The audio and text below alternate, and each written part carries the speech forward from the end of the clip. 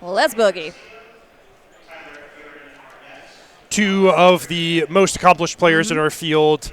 Michael Plummer, as you mentioned, Ailey, just won the reigning Pro Tour champion and just one of the most successful players of the past year or two in Magic. Christian Calcano, also Pro Tour finalist from 2023, and just a player who's been around forever and been successful in a huge range of formats. Also, both these players just really popular fan favorite guys that are easy to root for. Christian is such a chill guy. Like, even in the finals, Pro Tour Lord of the Rings, like, he was just completely relaxed and calm the entire time, and he's so great to see at every event because you're going to get good Magic out of him, and if you get to chat to him, you're going to get a great interview as well. So, Michael starting things off here with our Riddler friend, Quantum Riddler. Pretty much an auto-include in any blue-based deck these days, in many formats. It's just that good. And Christian Calcano taking care of the little Mako that was on the board. Fear of missing out now. Gonna do the discard and draw Winter Night Stories in the yard. Yeah, so what can we say about these Cauldron Mirrors? They're explosive. Yes. There's a lot of ways that they can play out. Comboing off with Agatha's Soul Cauldron and Vivi is one way that you can get ahead. You can also just attack your opponent's life total, put the biggest creature onto the battlefield. But one thing that is definitely not promising is Michael missing his third land drop. Yeah, that is not a great turn 3 there for Michael, as Christian is setting up quite nicely here for a decent turn. Getting the Quantum Riddler down, getting those cards drawn. And like you mentioned, this matchup is explosive. There are so many avenues of attack for the Izzet Cauldron deck. Like, you have to be prepared for all of them, no matter what deck you're playing. Marauding Mako follow-up play there as our Quantum Riddler warps away.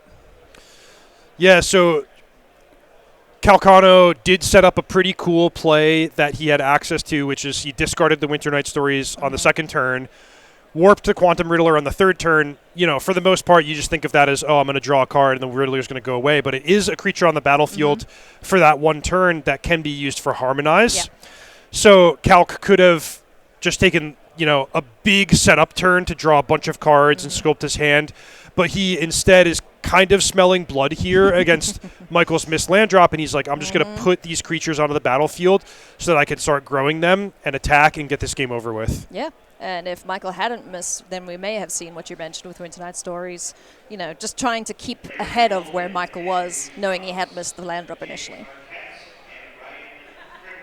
As it stands now, we've got Quantum Riddler, we have Fear of Missing Out, Marauding Mako ×2, and now we have Winter Night Stories with the second Quantum Riddler being cast.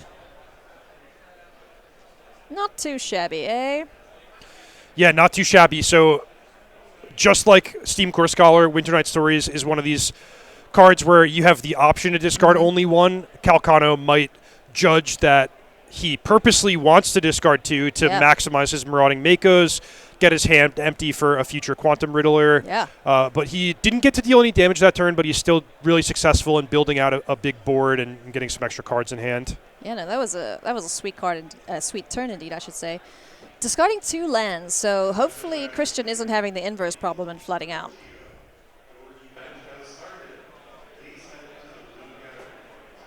Michael finds land number 3. Big relief for him, Fear of Missing Out.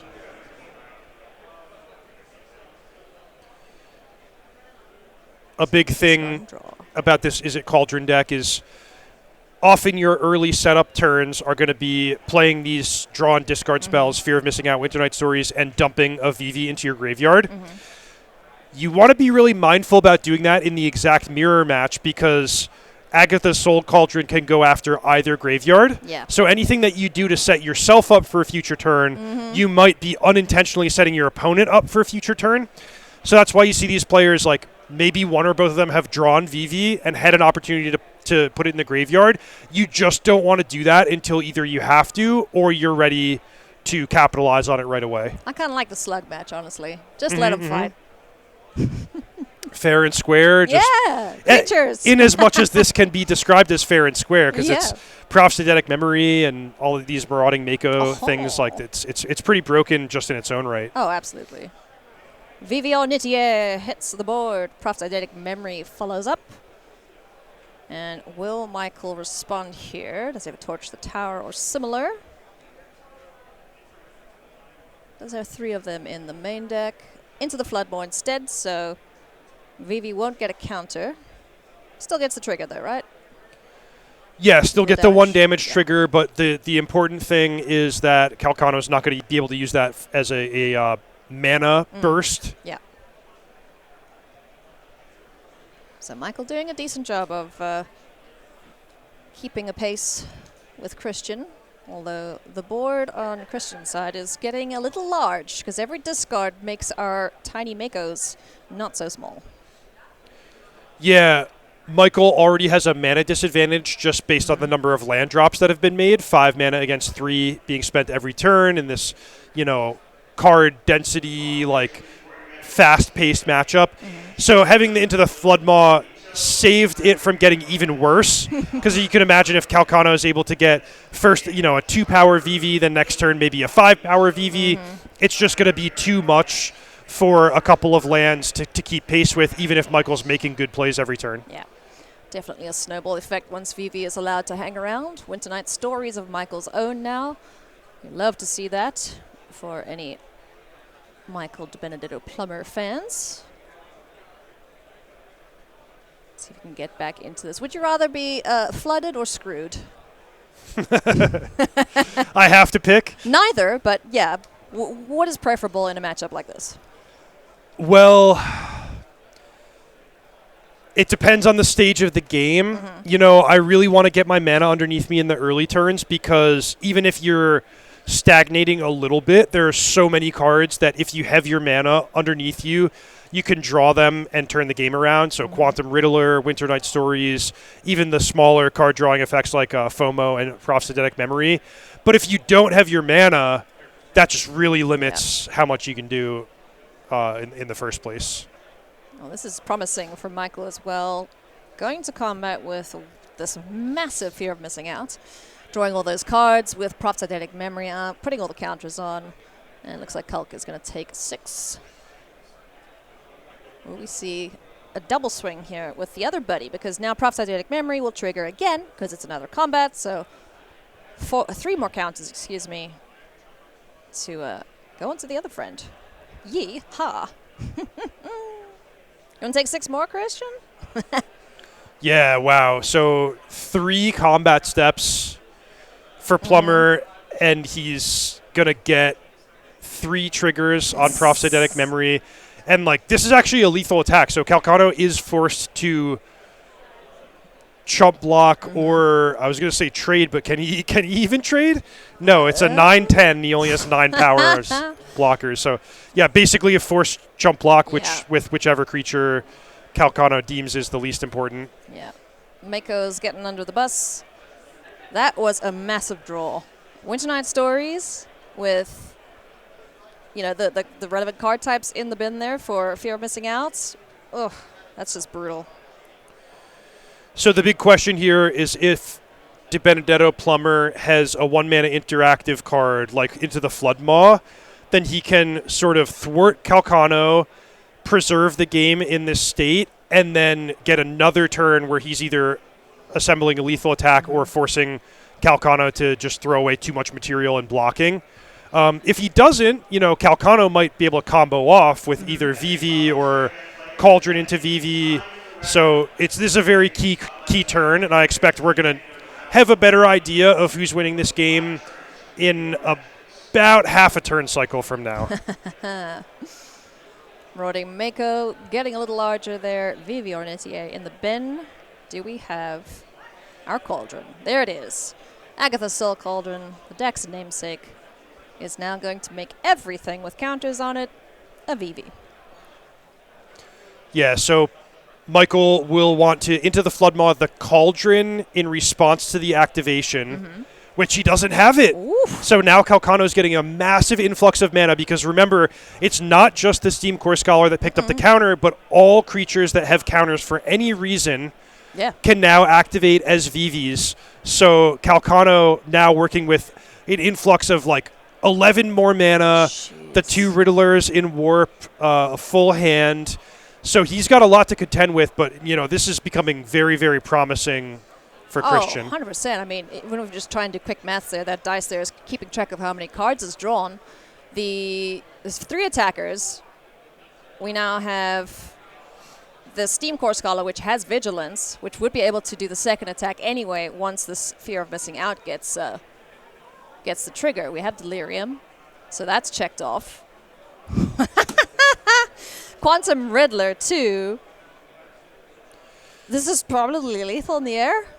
Yeah, so what Calc can do is use Proph's Eidetic Memory to pump up a flyer, then attack and get the extra combat from Fear of Missing Out, pump the flyer again. So I expect he will win the game this turn. I'll take a moment just compliment. Like, I love it, a complicated matchup, the way these players are so clearly tracking the game state. So you see this little trick where Calc is turning his cards, his creatures upside down to symbolize that they have used the once per turn VV ability. So they're not tapped, but it's just his way of tracking. Meanwhile, Michael is graciously keeping track of the extra cards drawn for the purpose of Proph's Eidetic Memory. Yeah. So, if you just turned on the stream 20 seconds ago, you might go like, wow, what a mess. How does anyone ever navigate these game states? And it's, just with precision and care and working. Wild Ride 2? Yeah, that's going to do it. That's more than enough there. And kudos to both players. Michael looked so good there for half a turn. But then we found the combo there of Vivi and the Agatha Soul Cauldron. So Calc picking up the first win there in our mirror match here between Cauldron. Let's look at the sideboards here now. Couple of different things here for the players to turn to. Right. So sideboarding in the mirror is very challenging. The word that I want to use from my seat in the commentary booth is non-obvious. Yeah. And I think being able to follow how players are sideboarding in the mirror match is something that can be a narrative thread of this tournament over the course of 2 days of play plus the top 8. Because if someone has figured out, a great plan that really works for them to beat other elite players in the Cauldron mirror, that's the key, right? That's how you're going to go deep in this tournament and be in a favorable position going into the ending rounds of day 2. What I'll say for starters is both players started their sideboard here with 2 annuls. I think that those are the 2 cards that basically everyone is going to agree are really effective in the mirror because you get to counter Soul Cauldron, Fear of Missing Out, Proph's Eidetic Memory. That's basically all of the powerful turn 2 plays that your opponent can make. And in a matchup that moves fast and where going first can matter a lot, it's a way to sort of like hijack being on the play, break serve, and help yourself from falling behind in those early turns. 2026 is going to be a jam-packed year of events for SCG and for all of you watching. Hopefully we'll see you at one of these events. There's plenty of action to come in the next year ahead. Atlanta is first up in January, 9th to 11th. So be sure to come on through there. If you want to go and see what all of these different events are, head on over to starcitygames.com/SCGCon. Some pretty sweet cities there. Reed, which ones would you be most keen to attend? Well, I think I'm very likely to go to Washington, D.C., Baltimore, and Hartford because those are the ones that are kind of driving distance for me. Yeah. And then beyond that, as many as I can get to. The SCG cons are super fun. They always have these, outrageously awesome main events, whether it be the United States Regional Championship or Spotlight Series event. But additionally, there's just so much to do. I love the artists. I love just the general camaraderie, the side events. So we'll see, what the schedule allows for. And it just feels like these events get bigger and better each time. So kudos to the organizers and to everyone who comes out to these. Let's jump on down to Game 3 now between our second feature match here of round number 3. Reigning Pro Tour champion from Edge of Eternity is Michael Debenedetto Plummer up against Christian Calcano, known as the Calculator. The Calculator. Now, okay, so...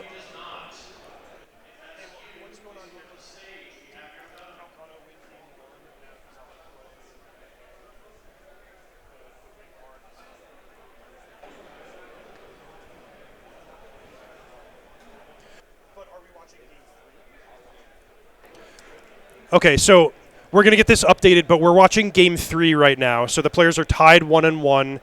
Calcano is on the play for this game on a mulligan to 6. Starting off with Agatha's Soul Cauldron, while the way is clear. No fear of nulls or anything like that. Multiversal Passage enters as whatever Michael chooses.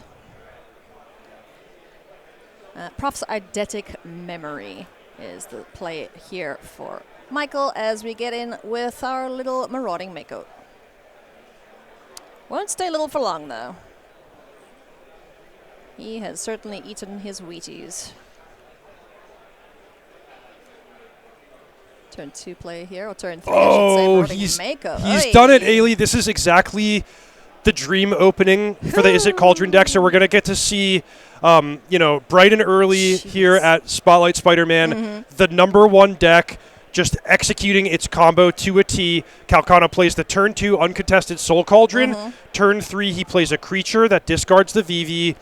He activates the Cauldron. He gives the VV ability to Fear of Missing Out, and now he's going to, more than double his mana, and things are just likely to get even more explosive from here. The best that Michael can hope for is that Calcano doesn't have too devastating a turn, and then he can untap and have something like a Braid to sort of reset. But, the damage might be done already. Look at this.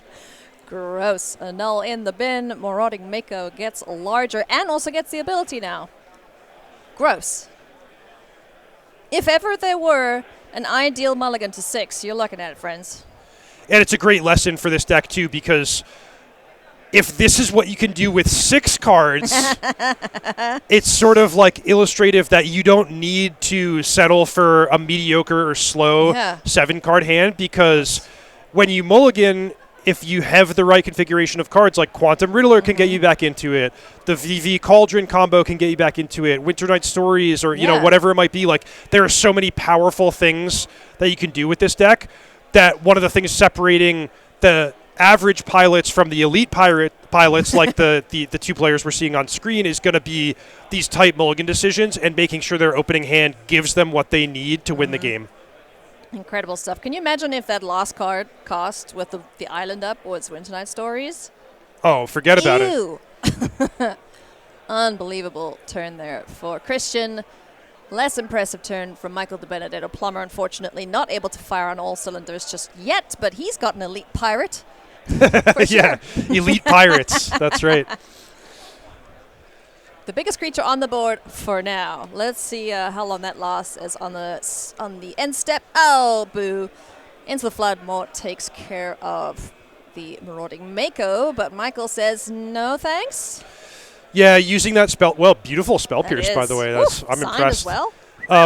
But using that because one of the particularities of Vivi's ability is that it can only be used on your own turn. Yes. So Spell Pierce effectively counters Calcano's Into the Flood Maw, and I think it's basically a hopeless cause to think that Spell Pierce is going to counter anything on Calcano's turn when he can activate, 2 or more creatures with the VV extra mana. Yeah, he could pay like 5 times over if he really wanted to.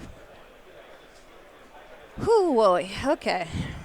So that was cool and all, Christian, but what else you got?